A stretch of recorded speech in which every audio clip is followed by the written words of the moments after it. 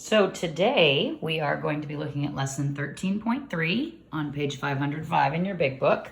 And before we start, I want to remind you about how big I am into making sure that the math that we do relates to your real world and how you can use it someday in life.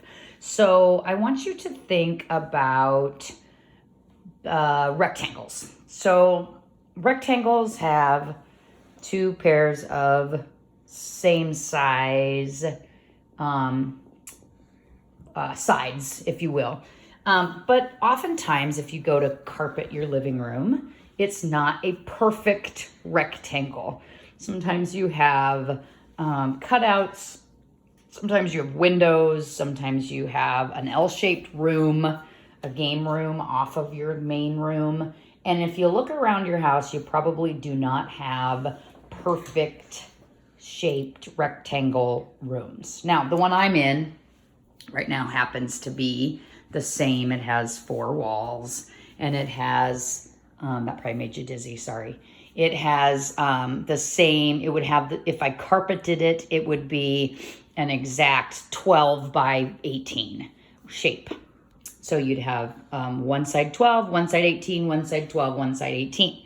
But in most rooms and things, you're gonna see something a little bit more like this. And so finding the area of this shape is what today's lesson is all about.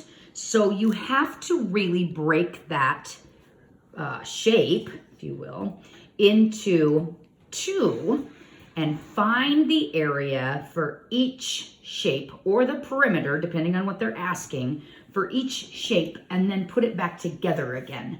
So this is the area of combined rectangles lesson. And we want to make sure we're thinking about how those shapes might be combined, when they might be combined. This one's talking about a garden. I was just talking about a living area with a game room off of it. Just many different times where it's not an exact rectangle. So be thinking about different times where you would have to maybe find the perimeter or the area of not a perfect rectangle. So Jan is visiting a botanical garden with her family. The diagram here shows 2 rectangular sections of the garden. It wants to know what's the total area of the 2 sections. So you can't just take the 7 and multiply it by your base 4 and have 28, because that would only be the area of the herb garden. Well, not even. The area of the herb garden would not be this entire side. It would only go to here, which is 4. So you have to try to figure out what those measurements are based on what they are on a different part of the shape. So really, this side over here for the herb garden by itself is only going to be as long as this piece right here. So this is really only 4. But to get to 7, how much would this be then, Craig? If this is 4 of it, how much is this of it? 3. 3. So you would actually be finding, well, and that says 3 there anyway, and that would go over here. Now, it doesn't always list them out. It doesn't always break it apart how you need to. So you have to really be able to use the shape measurements that are there in order to know what you're going to use to find the area. So there are different ways to find the area of combined rectangles. One way would be to draw the garden on grid paper and find the area by counting the squares. So Craig, this is right up your alley because you have to actually count everything and not just do it in your head. And I know you like to just make sure and not just do it in your head. So would you do me a favor, please, and count the area of the rose garden by touching each square? 1, 2, 3, 4, 5, 6, 7, 8, 9, 10, 11, 12, 13, 14, 15, 16, 17, 18, 19, 20, 21, 22, 23, 24. That was a good time, wasn't it? Okay, go ahead and put 24 there. Now, Craig, can you think of an easier way to do it? Multiply that by that. What is that by that? What is that by that? 8 by 3. 8 by 3. Does that give you 24? Yes. Oh, okay. Now, the herb garden. Count the herb garden squares, please. 1, 2, 3, 4, 5, 6, 7, 8, 9, 10, 11, 12, 13, 14, 15, 16. Okay, so go ahead and write 16 here. How are you going to find the combined area of the two shapes? Add them. Add them. Good. So 24 plus 16 is 40. Good. I see your 4s haven't gotten any better since yesterday. Okay, so another way to find the area, Craig said maybe would be easier than touching each one. Area equals base times height, but you have to have these into two separate rectangles or squares, right? And so for the rose garden, what are you going to multiply? You already told me, but go ahead and write it in. You're going to multiply 8 through 3 times 8. Good, and you're going to get? 24. You get the same thing? Okay, Yes. herb garden? Oh. 4 times 4, 16. Add the areas, 24 plus 16 equals 60? Oh, 40. Where's that 4 again? Okay, so the total area is 40 square. Yes. Okay. So if you look over here, this is talking about laying carpet in the space, and guess what? Not a perfect square or rectangle. So you have to be really careful about where you divide it at. And there's a couple different ways to do this. I can see if you wanted, you could do draw a line here and solve for these two and then combine them. They have said, hey, let's do here and here and solve for A and B and then combine them. And then in this one, they said solve the whole thing and then subtract that little spot that's there. So any of those options would work. So let's break it down. Greg is laying carpet in the space outside his laundry room.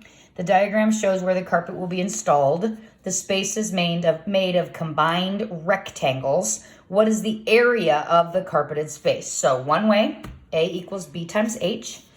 So A equals 8 times... A right there. Okay, A equals base times height. So we're looking here at 8 is this way, the base. 8, so what are we multiplying it by? 9. 9. So please put 9 here and tell me how many that gives you. Under here. Okay, and then the other one is not 24 because we've already used 9 of that. It's only 16 times 17. 17. So put 16 here and put 17 there, okay? And then Alexa can't answer this one for you, but I will. Your answer to that is 272. Now, what do you do with those two areas? Add them. 72. Oh. 72 plus 272.